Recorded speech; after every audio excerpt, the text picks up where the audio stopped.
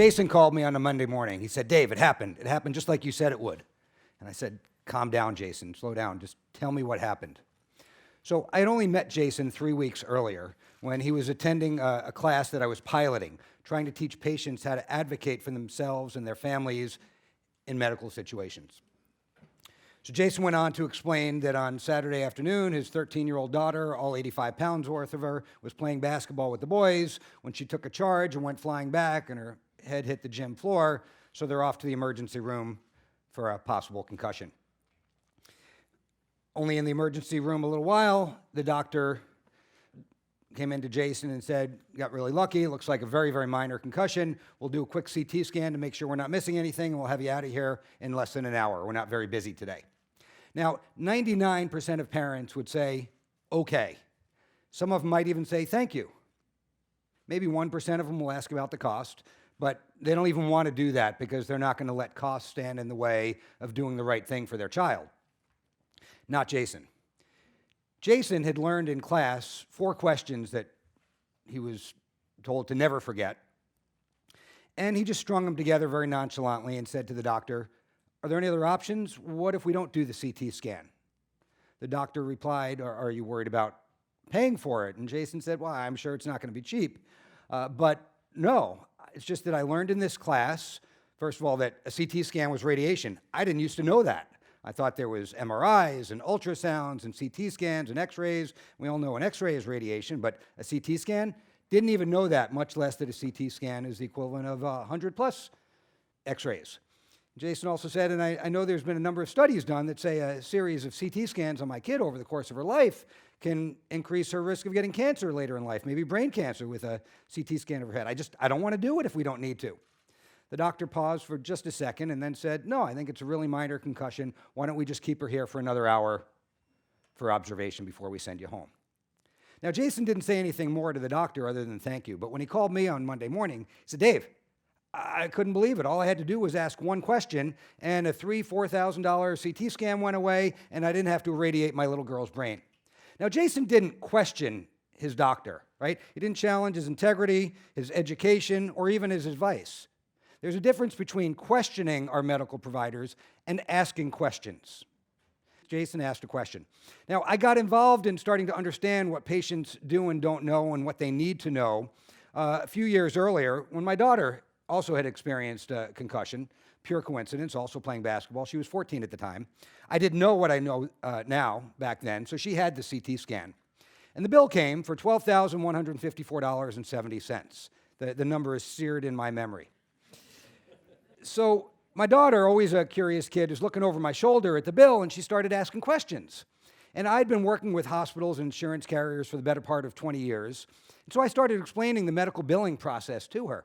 Well, you know what? There is something very different about saying things out loud to your children than just knowing them up here. And as I'm explaining it to my daughter, and she's looking at me like I have 2 heads, I'm getting angry. She's starting to get angry. I knew all these things already, but saying it out loud was different. So she and I spent the next several years questioning that first medical bill, challenging it, asking questions. The answers we got were the most ridiculous answers you could imagine back from the hospital. And we wanted to do more. And even though I have 4 kids, I had to wait for that kid to go off to college to get 3 more emergency room bills in the course of 6 months. So now we had a critical mass of bills to really start challenging. We wound up really doing battle with a $20 billion healthcare system, which this day has never been paid because they've never answered our questions. From there, she and I decided to go and start a nonprofit to help other people with their medical bills, but not because we wanted to be in the business of getting people out of their medical bills. We wanted to use it as a way to learn. Nobody owes you answers if you don't owe them money. So we needed to use these bills to learn the process and to raise awareness to what we were increasingly seeing as this incredibly dysfunctional economic model that we have. That work ultimately led us to get into some policy work and finally to the White House and working on the executive order the president signed back on June 24th of last year. Our biggest contribution was making sure that insurance carriers' negotiated rates would become public information as part of that executive order and the rules that were announced by HHS in late November. If they stand up in the courts, they will make a really big difference. Well, along the way, I started looking more and more at the economics of healthcare, and I won't go into it. You already know the numbers that we spend, roughly speaking, double in this country what they spend in other developed countries for very similar results. Some would say lesser results. There's many people who want to tell us we should be looking at the healthcare systems they have in other countries. They must surely have a better system in Sweden or France or Japan or Singapore or Australia. Well, let me tell you, they don't. They just have different problems, and we don't want them. In so many other ways, the United States is the envy of the world. And people of means still want to come here when they need serious medical care. That should speak to the potential of our system. We have the best trained medical professionals in the world. We have the best technology in the world. But there's still something very, very wrong with our system that we're spending so much money. Imagine if we spent that money wisely and efficiently. Well, to do that, I really believe we need two things. First, we need real transparency into price, into quality. These are what we call consumer measures, consumer information. And then we need consumers who can do something with that information. My mother taught me how to tell if a cantaloupe is ripe. Nobody taught me how to talk to a doctor. For the last 2 generations, we've been systematically engineering the patient out of our system. If you think of our healthcare system as a triangle, the payer and provider at the top and the patient at the bottom, it's upside down. We patients feel like helpless bystanders in many cases. So let me share another quick story with you. This was much more recent. Over dinner, a glass of wine one night, a friend says to me, well, 2 couples, my wife and I and another couple, and friend says, so I'm getting a hysterectomy. To which my wife looked at her and said, you're sharing this with my husband, why? Over a glass of wine? And she said, well, I want to hear what questions you have. And I said, all right, you know I'm not a doctor, right? And she said, well, you sort of seem to play one on TV sometimes. And so I said, okay, well, here goes. Did the doctor explain the procedure to you? Yep, check mark. The doctor, and she went on and explained the procedure. Did the doctor explain the recovery to you? Another check, and I could see in my friend's eyes, as I'm asking questions, she's giving herself check marks. Dave says, doctor should tell me this, check. Dave says, doctor should tell me that, check. And I went with a layup. I said, did doctor tell you what it's going to cost? No way she was going to answer that question, but that's not where I was trying to go. My next question was, did your doctor explain why he's not doing it laparoscopically? There was a pause, and then, what do you mean? What do you mean? What does that mean? And I said, I don't know what it means. Remember, I'm not a doctor, and I'm certainly not a surgeon. But I do know that 90% of all hysterectomies can be done laparoscopically. She said, well, what does that mean? I said, well, it means more blood loss, more pain, more time in the hospital, a longer recovery time, a bigger scar.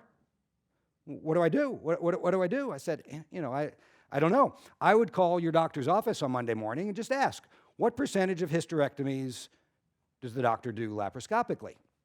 So what answer do you think she got when she made that call on Monday morning? 10%, 20%, 50%? Oh, the doctor doesn't believe in that. And so here's all the things my friend didn't know about our healthcare system. She didn't know that her doctor doesn't work for anybody, right? He's in private practice and just works for himself, books time at the local OR every other week. So here's what happened. When she went in to see her doctor thinking she needed a hysterectomy, not a surprise. So when he said she needed a hysterectomy, there's no issues there. And then she said, well, who does that procedure? And he said, well, I do every other Thursday. Well, isn't that what every patient wants to hear? My doctor, who I know and love and trust, in this case, who delivered all 3 of my children, the last one by C-section, so I know he's a qualified surgeon, he's going to do my surgery, right? That's what we want to hear. And yet, 3 decades after the first laparoscopic hysterectomy was done, 2 decades since we started reading about why we should prefer to have them done laparoscopically, according to Brigham and Women's here in Boston, 60% of hysterectomies are still being done invasively. I will tell you, as a husband and a father of 3 daughters, I am not okay with that. None of us should be. In fact, there's probably a few people in the audience getting a little uncomfortable right now, thinking that somebody in their family or somebody they know had an invasive hysterectomy in the last year or 2. If consumers understood the system, had the information, asked questions that wouldn't happen. In this case, in my opinion, that doctor shouldn't be doing hysterectomies anymore. Right? Nobody has taught patients that sometimes we actually want to be treated like a number. We want to go to somebody who does these procedures every day. Their staff knows what to look for. They recognize complications really quickly. They deal with the complications really well. But nobody is teaching the American public. We often talk about educating patients. I want to educate people before they're patients. Right? We educate kids about how our government works and our electoral system before they're old enough to vote. Why aren't we teaching healthy people how to navigate our health system, how to ask the right questions of their doctors? We can have the very best healthcare system in the world, but right now we're going in the opposite direction. We're neutering the voice of the patient. We're neutering the participation of the patient. We're not educating people to someday become patients. There is nothing more important to this country than the health of our people and the health of our economy. And right now, both are at risk because we do not have a consumer-driven healthcare system. 70% of our economy is consumer-driven, yet what is fast becoming the biggest part of our economy is not consumer-driven.